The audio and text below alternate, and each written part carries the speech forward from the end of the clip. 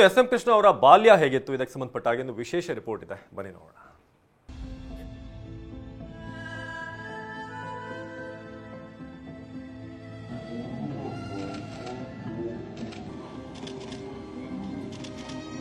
ನಾನು ನಾಯಕ ಅಂತ ಬರಲೇ ಇಲ್ಲ, ಬಂದದ್ದು ಕಾರ್ಯಕರ್ತನಾಗಿ ಬಂದೆ.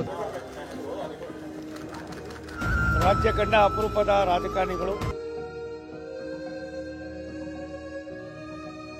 ನಾಡು ಒಬ್ಬ ಶ್ರೇಷ್ಠ ನಾಯಕನನ್ನ, ಮುತ್ಸದ್ದಿ ರಾಜಕಾರಣಿಯನ್ನ ಕಳೆದುಕೊಂಡಂತಾಗಿದೆ. ಅವರ ಆರೋಗ್ಯಕ್ಕೆ ಭಗವಂತ ಶಾಂತಿ. ಎಸ್ಎಂ ಕೃಷ್ಣ, ಸೋಮನಹಳ್ಳಿ ಮಲ್ಲಯ್ಯ ಕೃಷ್ಣ ಇನ್ನಿಲ್ಲ ಅನ್ನೋ ನೋವು ಇಡೀ ದೇಶವನ್ನೇ ಕಾಡ್ತಿದೆ. ಅದರಲ್ಲೂ ಕರುನಾಡು ಶೋಕ ಸಾಗರದಲ್ಲಿ ಮುಳುಗಿದೆ. ಎಸ್ಎಂ ಕೃಷ್ಣ ಓರ್ವ ವ್ಯಕ್ತಿಯಲ್ಲ, ಶಕ್ತಿಯಾಗಿದ್ರು. ರಾಜ್ಯ ರಾಜಕೀಯದ ಜೊತೆ ರಾಷ್ಟ್ರ ರಾಜಕೀಯದಲ್ಲೂ ತನ್ನದೇ ಆದ ಛಾಪು ಮೂಡಿಸಿದ್ದ ರಾಜಕೀಯ ಮುತ್ಸದ್ದಿ, ಅಜಾತ ಶತ್ರು.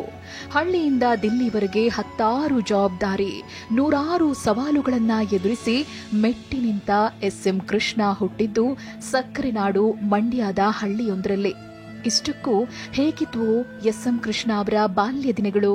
ಶಿಕ್ಷಣ, ದಾಂಪತ್ಯ ಜೀವನ, ರಾಜಕೀಯ ಎಲ್ಲವನ್ನೂ ನಿಮ್ಮ ಮುಂದಿಡ್ತೀವಿ ನೋಡಿ.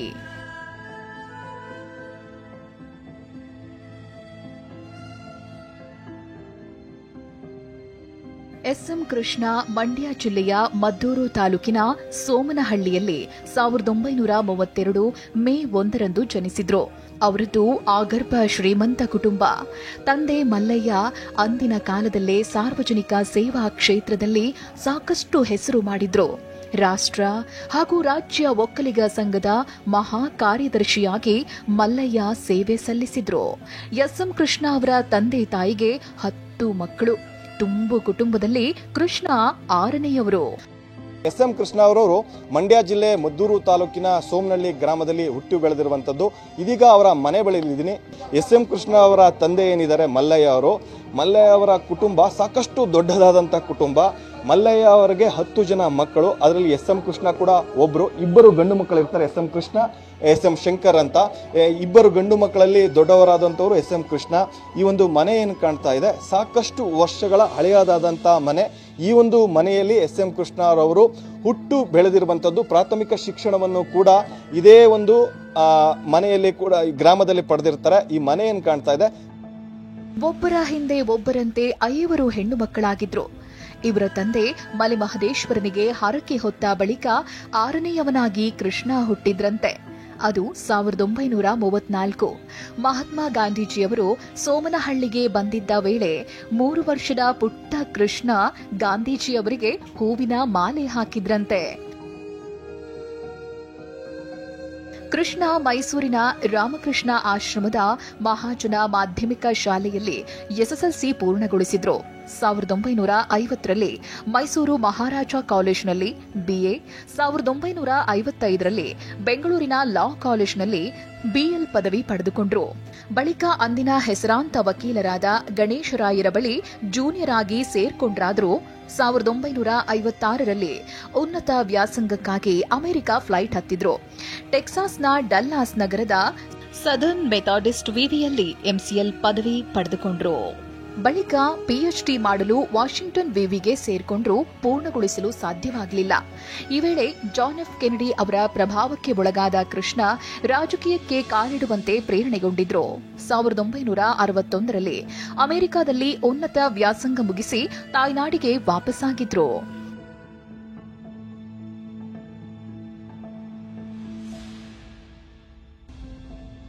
ಪ್ರೇಮ ಜೊತೆ ವಿವಾಹ, 2 ಹೆಣ್ಣು ಮಕ್ಕಳ ಸುಂದರ ಕುಟುಂಬ.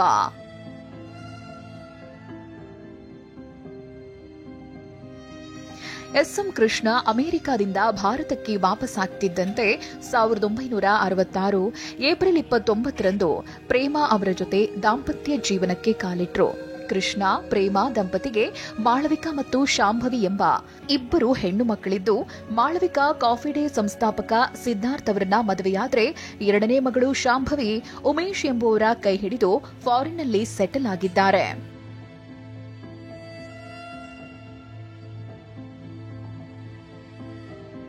ರಾಜಕೀಯ ಹೊರತುಪಡಿಸಿ ಎಸ್ಎಂ ಕೃಷ್ಣ ಉಡುಗೆ ತೊಡುಗೆಗಳ ಬಗ್ಗೆ ಹೆಚ್ಚು ಆಸಕ್ತಿ ಹೊಂದಿದ್ರು. ಖಾದಿ ಬಟ್ಟೆ ಅಂದ್ರೆ ಪ್ರೀತಿ. ಉಣ್ಣೆ, ರೇಷ್ಮೆ ಬಟ್ಟೆಗಳನ್ನ ಹೆಚ್ಚಾಗಿ ಧರಿಸ್ತಿದ್ರು. ಕೋಟು ಹಾಗೂ ಜುಬ್ಬಾ ಕೃಷ್ಣ ಅವರ ಫೇವರಿಟ್. ಬಾಲ್ಯದಲ್ಲಿ ಕೃಷ್ಣ ಫುಟ್ಬಾಲ್ ಹಾಗೂ ವಾಲಿಬಾಲ್ ಅನ್ನ ಹೆಚ್ಚಾಗಿ ಆಡ್ತಾ ಇದ್ರು. ಮಹಾರಾಜ ಕಾಲೇಜ್ನಲ್ಲಿ ಓದ್ತಾ ಇದ್ದ ದಿನಗಳಲ್ಲಿ ಟೆನ್ನಿಸ್ ಕಡೆಗೆ ಹೆಚ್ಚು ಆಸಕ್ತಿ ನೀಡಿದ್ರಂತೆ. ರಾಜಕೀಯ ಜಂಜಾಟದ ನಡುವೆಯೂ ಎಸ್ಎಂ ಕೃಷ್ಣ ಟೆನ್ನಿಸ್ ಆಟ ಆಡ್ತಾ ಇದ್ರು. 2000ರಲ್ಲಿ KSLTA ಅಧ್ಯಕ್ಷರಾಗಿದ್ದ ಎಸ್ಎಂ ಕೃಷ್ಣ ಏಷ್ಯಾ ಖಂಡದಲ್ಲಿಯೇ ಮೊದಲ ಬಾರಿಗೆ ಬೆಂಗಳೂರಿನಲ್ಲಿ ಟೆನ್ನಿಸ್ ಚಾಂಪಿಯನ್ಶಿಪ್ ಆಯೋಜಿಸಿದ್ರು. 90 ವರ್ಷಗಳಿಂದ ಆಗದ ಮಹತ್ ಕಾರ್ಯವನ್ನ ಎಸ್ಎಂ ಕೃಷ್ಣ ಅಧ್ಯಕ್ಷರಾಗಿದ್ದಾಗ ಮಾಡಿ ತೋರಿಸಿದ್ರು.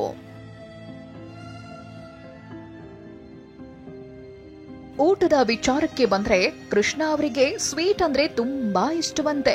ಹೇಳಿ ಕೇಳಿ ಕೃಷ್ಣ ಮಂಡ್ಯದವರು. ನಾಟಿ ಸ್ಟೈಲ್ ನಾನ್ ವೆಜ್ ಅಂದ್ರೆ ಇಷ್ಟಪಟ್ಟು ತಿಂತಿದ್ರಂತೆ.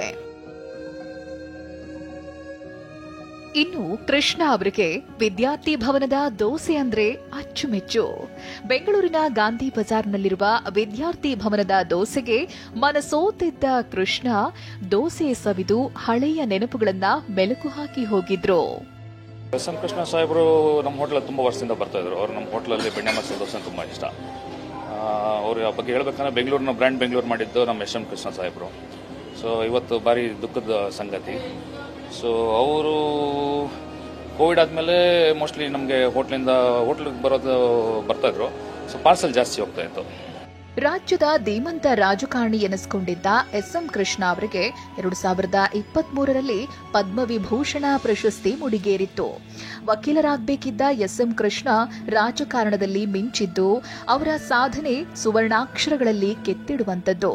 ಕೇವಲ ರಾಜಕಾರಣಿಯಷ್ಟೇ ಅಲ್ಲ, ಕೃಷ್ಣ ಬೆಂಗಳೂರಿನ ರೇಣುಕಾಚಾರ್ಯ ಕಾಲೇಜಿನಲ್ಲಿ ಉಪನ್ಯಾಸಕರಾಗಿಯೂ ಸೇವೆ ಸಲ್ಲಿಸಿರುವುದು ವಿಶೇಷ. ಸುಮಾರು 40 ವರ್ಷಗಳ ಕಾಲ ಸುದೀರ್ಘವಾದ ವಿವಿಧ ಸ್ಥಾನಗಳಲ್ಲಿ ರಾಜ್ಯದ ಅಭಿವೃದ್ಧಿಗೆ ಕೆಲಸ ಮಾಡಿದ್ದಾರೆ. ಅವರಿಗೆ ಪದ್ಮಭೂಷಣ ಪ್ರಶಸ್ತಿಯನ್ನು ಕೊಟ್ಟಿದ್ದಾರೆ. ಎತ್ತರಕ್ಕೆ ಬೆಳೆದಂತ ವ್ಯಕ್ತಿ. ಇನ್ನು ಎಸ್ಎಂಕೆ ಅವರ ಜೀವನದ ಕುರಿತು ಚಿತ್ರ ದೀಪಸಾಲು, ಕೃಷ್ಣಪಥ, ನೆನಪುಗಳ ಸಂಕಲನ ಸ್ಮೃತಿವಾಹಿನಿ, ಚಿಂತನೆಗಳ ಸಂಕಲನ ಭವಿಷ್ಯ ದರ್ಶನ, ಇಂಗ್ಲಿಷ್ ಕೃತಿಗಳು ಡೌನ್ ಮೆಮೊರಿ ಲೇನ್ ಹಾಗೂ ಸ್ಟೇಟ್ಸ್ಮನ್ ಎಸ್ಎಂ ಕೃಷ್ಣ ಈ 6 ಕೃತಿಗಳನ್ನು ರಚಿಸಲಾಗಿದೆ. ಮಂಡ್ಯದಲ್ಲಿ ನಡೆಯುತ್ತಿರುವ 87ನೇ ಅಖಿಲ ಭಾರತ ಕನ್ನಡ ಸಾಹಿತ್ಯ ಸಮ್ಮೇಳನದ ಯಶಸ್ಸಿಗೆ ಹಾರೈಸಿ ಎಸ್ಎಂ ಕೃಷ್ಣ ವಾರದ ಹಿಂದೆ ಮಂಡ್ಯ ಜಿಲ್ಲಾಡಳಿತಕ್ಕೆ ಪತ್ರ ಬರೆದಿದ್ರು.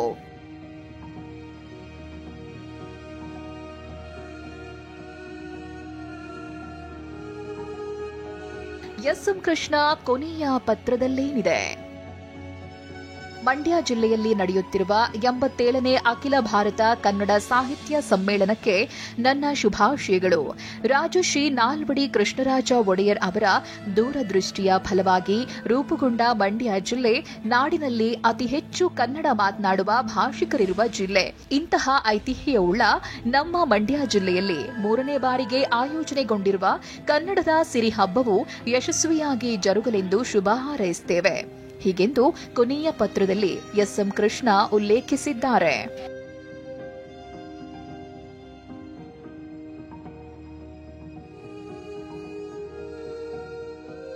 ಇನ್ನು ಮೊದಲ ಅಳಿಯ ಎಸ್ ಸಿದ್ಧಾರ್ಥ್ ಕೆಲ ವರ್ಷಗಳ ಹಿಂದೆ ಆತ್ಮಹತ್ಯೆಗೆ ಶರಣಾಗಿದ್ರು. ಅಳಿಯನ ಅಕಾಲಿಕ ನಿಧನದಿಂದ ಕೃಷ್ಣ ಅವರು ಮಾನಸಿಕವಾಗಿ ಕುಗ್ಗಿ ಹೋಗಿದ್ರು. 92 ವರ್ಷ ಪೂರೈಸಿದ್ದ ಕೃಷ್ಣ ಕೆಲ ತಿಂಗಳಿನಿಂದ ವಯೋಸಹಜ ಕಾಯಿಲೆಯಿಂದ ಬಳಲುತ್ತಿದ್ರು. ವೆಂಟಿಲೇಟರ್ನಲ್ಲಿದ್ದ ಕೃಷ್ಣ ಅಚ್ಚರಿ ಎಂಬಂತೆ ಗುಣಮುಖರಾಗಿ ವೆಂಟಿಲೇಟರ್ನಿಂದ ಹೊರಬಂದಿದ್ರು. ಆದರೆ ಇಂದು ನಸುಕಿನ ಜಾವ 2:30 ಸುಮಾರಿಗೆ ಹೃದಯಾಘಾತದಿಂದ ಬೆಂಗಳೂರಿನ ಸದಾಶಿವ ನಗರದಲ್ಲಿರುವ ತಮ್ಮ ನಿವಾಸದಲ್ಲಿ ಕೊನೆಯುಸಿರೆಳೆದಿದ್ದಾರೆ. ತಮ್ಮ ಕೋಟ್ಯಾಂತರ ಅಭಿಮಾನಿಗಳನ್ನ ಅಗಲಿದ್ದಾರೆ. ಇಡೀ ಕರುನಾಡು, ಆಪ್ತರು, ರಾಜಕೀಯ ಒಡನಾಡಿಗಳು ಶೋಕ ಸಾಗರದಲ್ಲಿ ಮುಳುಗಿದ್ದಾರೆ. Bureau report, TV9.